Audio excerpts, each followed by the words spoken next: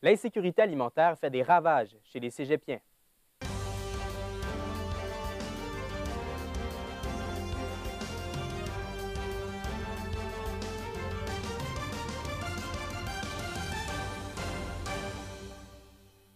Mesdames et messieurs, bienvenue à votre web journal de la Pige en direct. On le sait, les prix explosent à l'épicerie et les cégepiens du Québec y goûtent eux aussi. 44 d'entre eux souffrent d'insécurité alimentaire selon une étude menée par 2 chercheurs montréalais. Une réalité qui touche aussi les étudiants du cégep de Jonquière. Emmanuel Vérité-Lapointe et Félix-Antoine Betty sont allés à leur rencontre. Est-ce que ça m'arrête de sauter des repas?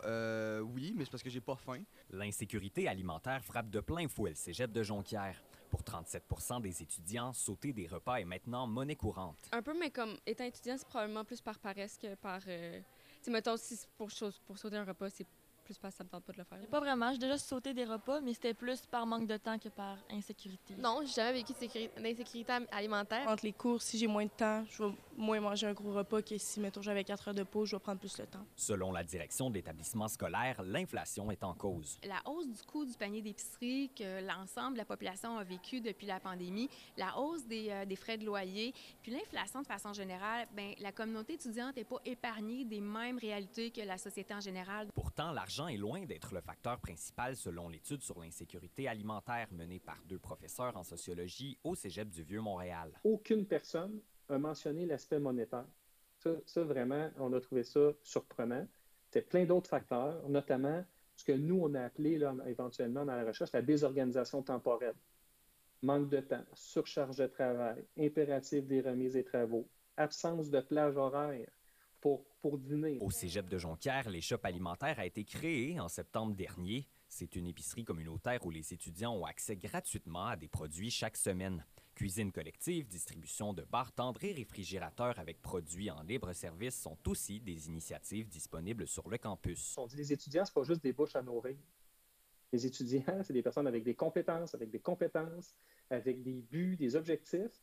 Et on aurait intérêt à réfléchir avec eux et travailler avec eux pour mettre en place des services de soutien alimentaire qui répondent à leurs besoins et qui vont au-delà de la charité dans laquelle on fait juste donner de la nourriture. D'ailleurs, pour éviter que les élèves n'aient plus à choisir entre manger et se procurer des protections sanitaires, les produits menstruels se multiplieront entre les murs du cégep. On va élargir notre offre dans 5 salles de bain, donc ils vont couvrir les 3 pavillons.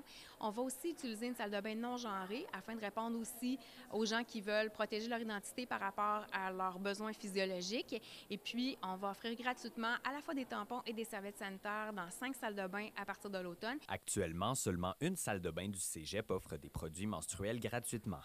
Félix-Antoine Betty, La Pige en direct, Saguenay.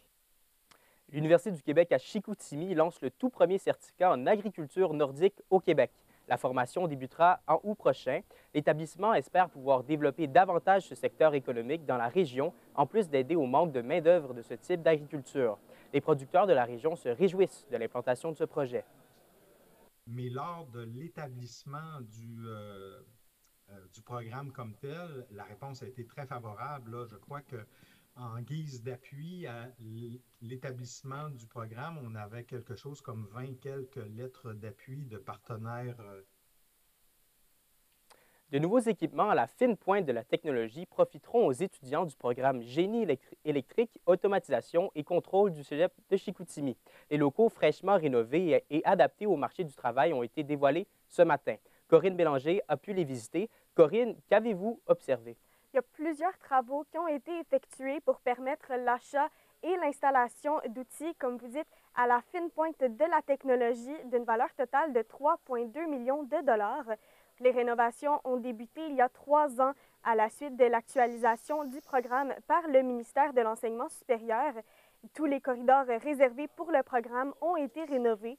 Donc, c'est autant la salle commune que les salles de classe qui ont été mises à jour, mais surtout, les étudiants pourront bénéficier de plusieurs nouveaux atouts technologiques qui ont pour but de simuler le plus possible leur futur milieu de travail. On peut écouter le directeur des études au Cégep de Chicoutimi pour expliquer les changements et les rénovations.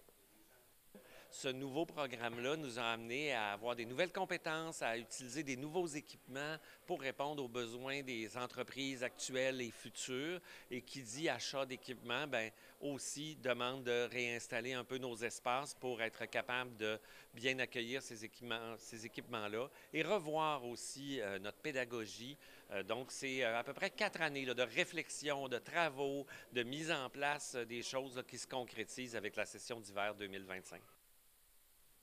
Et Corinne, les étudiants sont-ils satisfaits? Oui, et aujourd'hui, on a pu les voir en action dans leurs tout nouveaux locaux. Les ingénieurs en devenir travailleront avec la conception et la programmation de machinerie d'usine.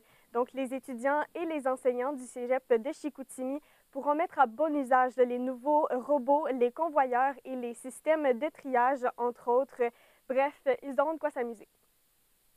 C'est le département rendu vraiment beau. Plus d'équipements, plus de place. La dynamique a changé un peu grâce à ça. On est tous regroupés dans une place. Fait que c'est vraiment le fun. C'est sûr que ça nous rapproche encore plus de la réalité, de ce qu'il y a réellement en industrie. Là. On peut voir en arrière, c'est exactement ou pratiquement les mêmes choses qu'on voit là, dans la réalité. Là. D'ailleurs, les responsables du programme remarquent une augmentation dans le nombre d'inscriptions depuis sa mise à jour et ils espèrent que la tendance va continuer. Merci Corinne. À plaisir. De moins en moins d'accidents surviennent à l'approche du pont Dubuc depuis les travaux de réfection de l'infrastructure. C'est l'une des conclusions que trace le ministère des Transports et de la Mobilité durable de son étude des besoins de mobilité entre les rives nord et rives sud de la rivière Saguenay. Une diminution de 93 % des accidents a été constatée dans la bretelle d'accès au pont à partir du boulevard de Tadoussac.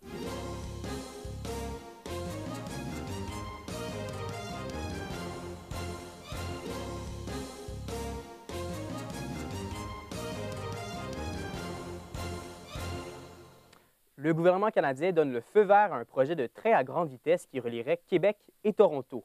Le projet, qui est estimé au coût de 100 milliards de dollars, permettrait de relier la capitale nationale à Montréal en 1h30.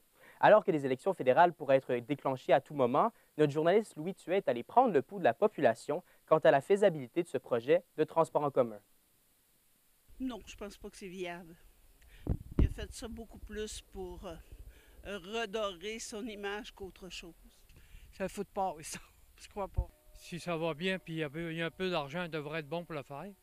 Bon, je pense pas que ça va passer, là, vu qu'on tombe en élection bientôt. C'est des annonces, pour moi, faites. C'est plutôt des annonces électoralistes. Je dirais que probablement ça va possiblement tomber.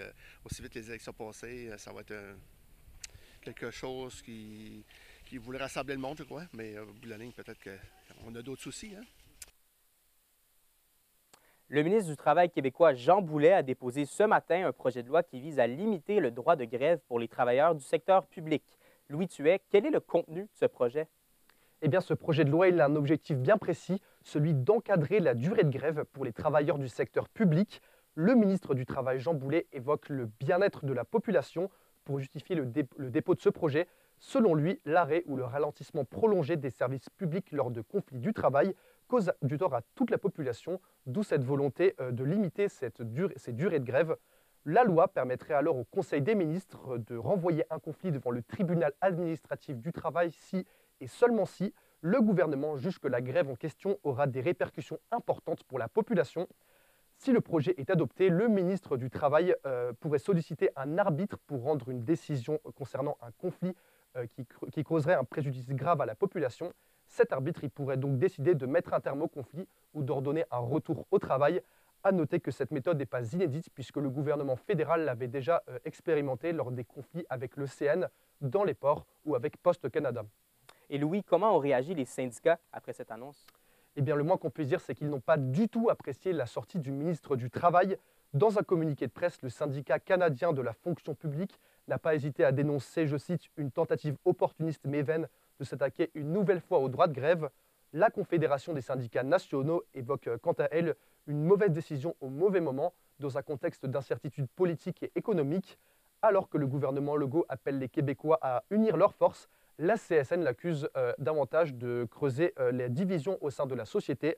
Du côté des enseignants, on espère être épargné de cette réforme. Le syndicat du personnel enseignant du cégep de Jonquière jugent que c'est l'amélioration des conditions de travail qui permettront de régler les conflits. Pour nous, c'est une préoccupation qu'on s'attaque au droit de grève. La première analyse, par contre, c'est que ça ne semble pas viser le collège. Donc, c'est une bonne nouvelle pour nous. C'est par l'offre de conditions de travail satisfaisantes que les conflits vont se régler et non pas en limitant, empêchant les employés d'exercer un des seuls recours qui leur est permis, c'est-à-dire le droit de grève. Reste à voir si le projet sera adopté par l'Assemblée nationale. Merci, Louis. Avec plaisir.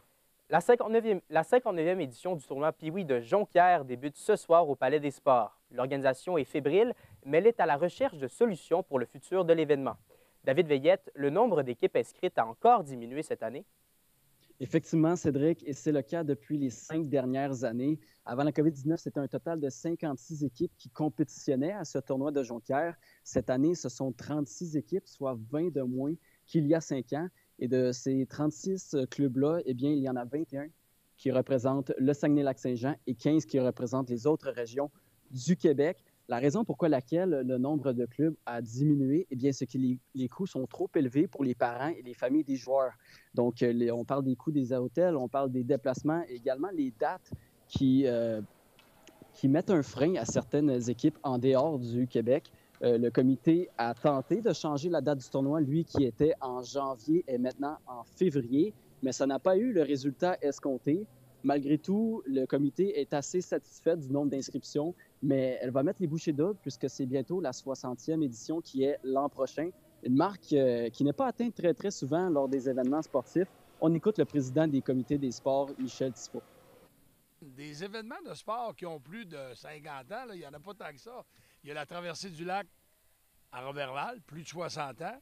La course des Pichoux qui va avoir lieu les prochains jours, là, plus de 50 ans d'histoire. Puis le tournoi, puis oui, 59 ans. Imaginez-vous, là, des bénévoles dans 59 ans d'histoire, des jeunes joueurs de hockey de 10, 11, 12 ans, il y en a passé ici à Jonquière. Différencie des autres tournois Pee-Wee de la province? En effet, Cédric, la différence sera peut-être pas visible sur la glace, mais bien en dehors de la patinoire. On écoute le président d'honneur de la 59e édition du tournoi, Michael Rousseau-Bergeron. Bien, à mes yeux, à moi, oui, je pourrais dire que c'est un tournoi qui est unique, dans le fond, organisé par des policiers. Puis la population est contente de nous parler, puis on a une belle approche avec eux, puis c'est bien de discuter avec les gens aussi, puis ça démystifie certaines choses, comme le rapport de la police avec le citoyen. Ce seront plus de 20 policiers qui seront présents bénévolement du 18 au 23 février prochain. Les policiers vont en profiter pour parler avec les jeunes joueurs et leur donner des petits mots de motivation durant cette semaine de compétition. J'ai été sur les lieux ce matin. Il y avait encore des travaux sur la patinoire, mais tout devrait être beau pour le premier match ce soir à 17h. Merci, David. Au revoir.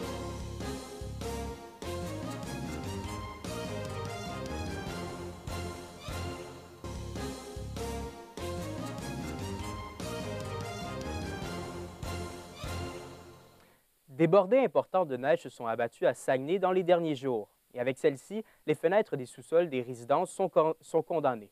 Les risques sont donc plus importants pour les services incendies et pour les citoyens. Voici ce que Zachary Marchand nous a préparé. Près d'1 mètre de neige est tombé dans les derniers jours ici à Saguenay et cela totalise maintenant plus de 2 mètres de neige qui est aux alentours des maisons. Et ça, c'est très nuisible pour les fenêtres des sous-sols. Prenons par exemple cette maison. On peut y apercevoir ici une bordée de neige d'environ 1 mètre et il y a une fenêtre ensevelie juste ici, laissant aucune issue de secours pour une personne qui y habite. Alors le service incendie de Saguenay sensibilise les gens à devoir pelleter leurs fenêtres des sous-sols. C'est sûr qu'on essaie de sensibiliser les gens à ce que tout ce qui est fenêtres d'accès au sous-sol, puis qui sont dans des chambres, puis qui pourrait être un lieu, moyen d'évacuation en cas d'urgence, ça soit déneigé. On essaie de se garder un bon rayon là, autour d'habitude, 1,5 mètres à peu près, là, pour laisser passer quelqu'un. Alors la problématique principale est qu'en cas d'incendie, les personnes habitant dans cette demeure auraient de la difficulté à sortir de la maison. Et pour les pompiers, c'est un petit peu la même problématique. C'est un accès qu'on a de moins aussi au bâtiment, si jamais les pompiers ont accédé dans le bâtiment, parce que ce serait par le sous-sol, quoi que ce soit, mais mine de rien, c'est un accès qu'on a de moins. Puis des fois, justement, ça fait en sorte qu'on ne voit pas les fenêtres, qu'on ne sait pas qu'il va en avoir une là. Fait que des fois, eux autres, pour l'extinction, tout ça, ils en ont besoin. Ça fait en sorte qu'on ne les voit pas, tout simplement que ça nous coupe un accès au bâtiment. Les problématiques sont multiples pour les pompiers de Saguenay en raison des 2 dernières tempêtes. Alors les bornes d'incendie sont elles aussi ensevelies par la neige. Alors la ville met les bouchées doubles pour les déneiger le plus rapidement possible. On a à peu près 5000 bornes fontaines ici sur le territoire de la ville de Saguenay. Fait que mine de rien, c'est un gros travail qui est fait. Puis oui, effectivement, après des tempêtes de même, il y a des équipes qui vont travailler, on met ça en priorité, pour essayer de les déneiger le plus possible et le plus rapidement possible. Qu'est-ce que vous pouvez faire pour aider, la ville de Saguenay à ce moment-là? C'est quand vous pelletez vos entrées ou quand vous déneigez autour, d'essayer de ne pas ensevelir la borne fontaine. Vous savez maintenant quoi faire. Pelleter vos fenêtres de sous-sol va non seulement aider le service incendie en cas d'urgence, mais il va aussi vous aider à rester en meilleure sécurité. Zachary Marchand, La Pige en direct, Saguenay. On rejoint maintenant Marion Carey à la météo. Marion, on a enfin droit à des températures plus confortables? Oui, contrairement à ce qu'on a vécu dans les derniers jours, ça fait du bien de voir des petits chiffres sur le thermomètre. À Saguenay, présentement, il fait -9 avec un ressenti de -15. Alors, on voit que le froid nous guette encore un petit peu. À Roberval, on a un beau -7 avec un ressenti de -12. Et à Dolbeau-Mistassini, ça ressemble pas mal à Saguenay avec un -9 et un ressenti de -16. Et pour toutes ces belles régions-là, ce soir, on attend quelques petits flocons, mais rien de bien majeur. Maintenant, pour cette nuit, détrompez-vous, oui, on attend des températures assez clémentes, entre -9 et -10, mais attention au refroidissement éolien qui pourrait descendre jusqu'à -17. Maintenant, pour cette nuit, on attend également des rafales de vent pouvant aller jusqu'à 40 km/h et un petit 40% également de probabilité d'averse de neige. Maintenant, à plus long terme, on va peut-être enfin pouvoir voir notre ami le soleil qui s'était caché. Donc, et ce sera dès vendredi. Donc, en attendant, demain, ce sera quand même nuageux avec une température de -7 le jour et un -15 la nuit. Et pour vendredi, ce sera une alternance soleil et nuages. On aura aussi une température de -10 le jour et -16 la nuit. Maintenant, pour samedi, le soleil va probablement voler la vedette un peu toute la journée. Donc, on aura une température de -5 le jour et -9 avec quelques petits flocons. Et dimanche, c'est déjà le retour des nuages, malheureusement, avec une température de -4 le jour et -12 la nuit. Maintenant, en terminant, je voulais laisser un petit message aux gens qui souhaitent prendre le parc des Laurentides dans les prochains jours. Rien à signaler, seulement quelques petits flocons dimanche, entre 1 à 3 cm qui devraient tomber. Merci Marion. Le Musée du Fjord a franchi une étape clé dans son projet de pêche scientifique. 60 flétans de l'Atlantique ont été capturés dans le fjord du Saguenay depuis le lancement du projet. L'équipe du Musée du Fjord a mesuré, pesé et échantillonné hier les 3 derniers spécimens nécessaires pour rendre l'étude valide. La saison de pêche est encore loin d'être terminée. Les pêcheurs peuvent toujours garder leur ligne à l'eau et contribuer au projet puisque le musée a la capacité de recueillir jusqu'à 100 poissons au total. On se laisse sur ces images de pêcheurs ayant contribué à l'atteinte de la cible du Musée du Fjord lors de la saison 2025. Et c'est ce qui complète les informations de La Pige en direct. Je vous invite à nous suivre sur la page YouTube de La Pige. Vous pouvez également nous écouter sur les ondes d'ATM 88.1. Merci d'avoir été avec nous. Bonne soirée.